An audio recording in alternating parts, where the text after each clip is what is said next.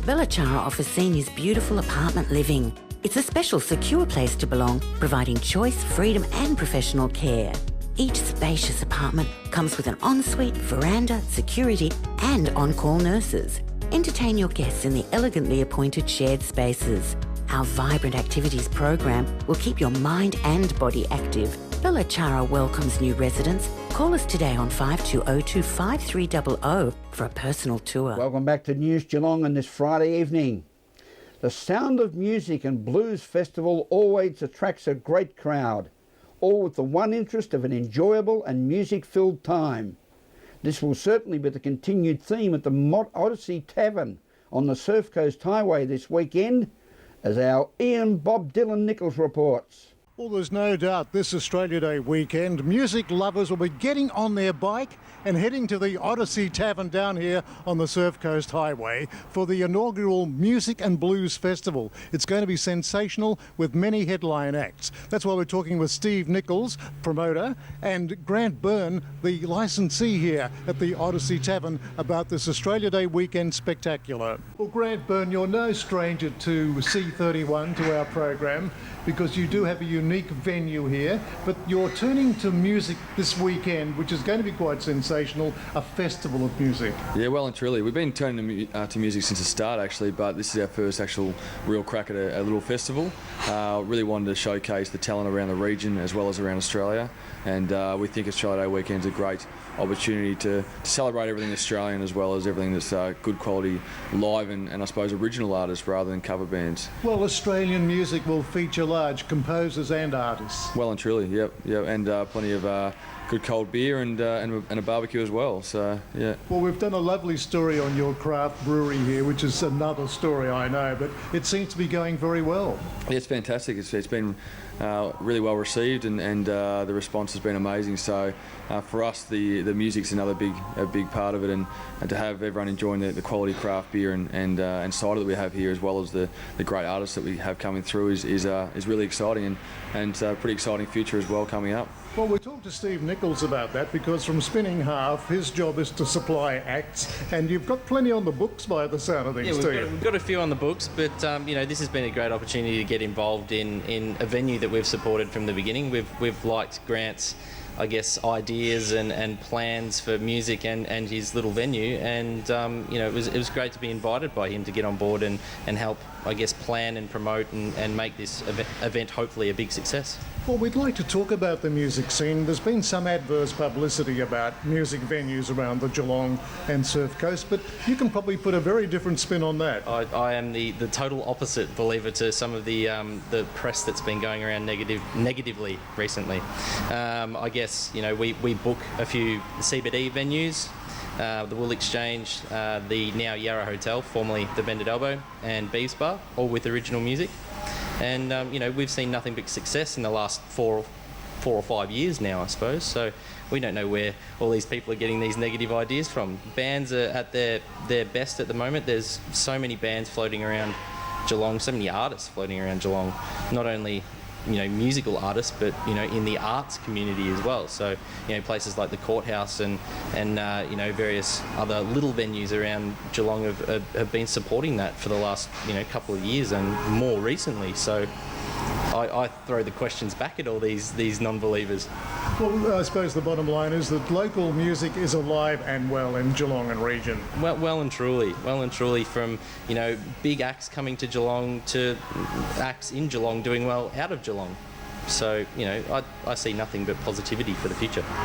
Well, let's look at tonight to start with Friday. Karis Thompson headlines, if you like. Yep. Karis has come here a few times and played. He's a fantastic artist, originally from WA, and he's a really good supporter of the Odyssey and loves to come here and play to the guys who come and support live music. He's got some great support acts as well in Tom Millick and Lucas William, and we're really excited about the opportunity to showcase these artists tonight as well as on the weekend. And Saturday, of course, all day, until very late, I would suggest. A big day Saturday. Australia Day is always a big day, and it's great. This is the Odyssey's first crack at Australia Day, and we want wanted to make sure it was a big event. And having Jay Hoda, who's also played here before, who's an amazing multi-instrumentalist and does some fantastic music. He's got his full band. And then we've got Matt Katzis, Johnny Hawken and Joe Dawson, which are all from around the region and are amazing in their own right. So it's going to be a great day, along with, as I said, good people and good beer and food.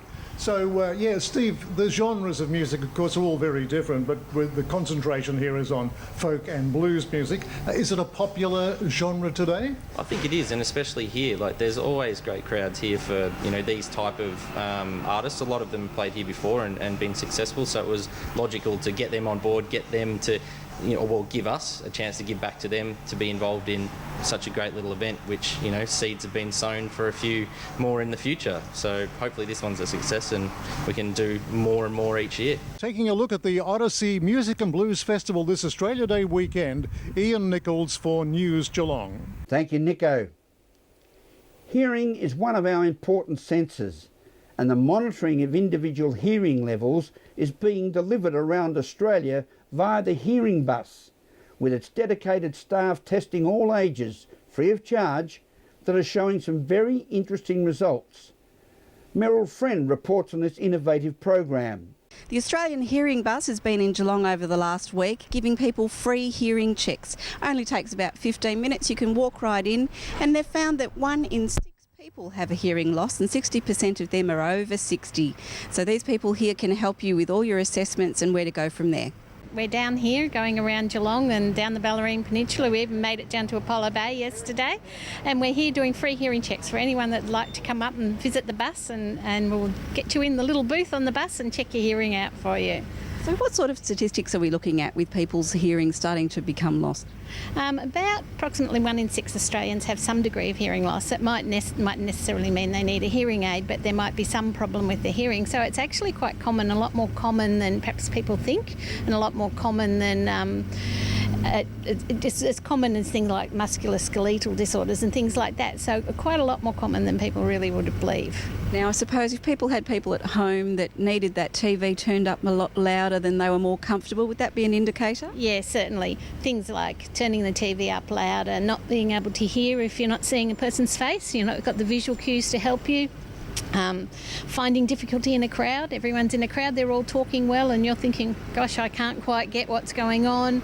Missing the doorbells and high-pitched rings, because the high-pitched part of the hearing is the bit that gets affected.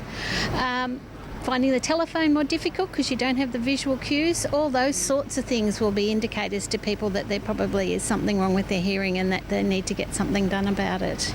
So if somebody wanted to come along, it takes about 15 minutes, it's free. What would they expect to happen? They get welcomed here by the wonderful staff we've got here, and they come up to the bus, and they'll just generally ask them a few questions about their hearing, if they've got concerns, what concerns they are. Then they'll take them on the bus and they get put in a little tiny booth down the back of the bus, put on some headphones and quickly hear a few tones that they've got to respond to.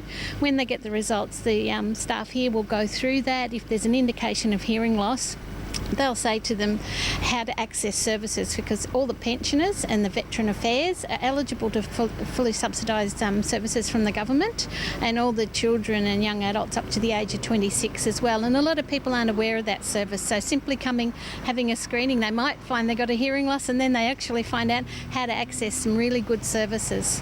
And it really is something that can be quite easily fixed up, isn't it? Yeah, that's another thing that people sort of think about hearing aids of the past. They'll think about things that their parents wore or their grandparents wore, and think about the large things, and that parents sort of said they're too noisy and took them out in noise and all that sort of thing. Well, certainly with digital technology and modern hearing aids, it's nothing like that. And sometimes that sort of perception prevents people coming to get something done about their hearing loss, because they're sort of thinking, oh, I don't want to do get one of those. But actual fact, they'll get a hearing aid and they'll go, this is nothing like I thought it was going to be. So it's certainly worth coming in, leaving all those things behind, coming in and at least trying something. You can try things out, and if they don't suit you, well, you can always return your hearing aid or whatever. But, look, most of the time, nearly everyone that comes in and you give them a hearing aid, especially with the modern technology, they go away and say, I didn't realise what I was missing out on, and they're really comfortable to wear and everything, yeah. From the Bellpost Hill Shopping Centre in the hearing booth, Meryl Friend, News Geelong. Thank you, Meryl. This is News Geelong on this Friday evening as we go to a break and return with sport and weather after this.